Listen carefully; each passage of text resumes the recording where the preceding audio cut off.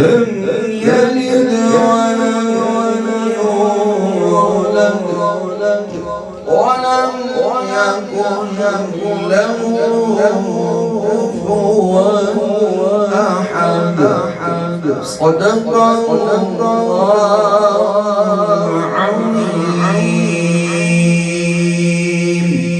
وصدق رسوله النبي الكريم.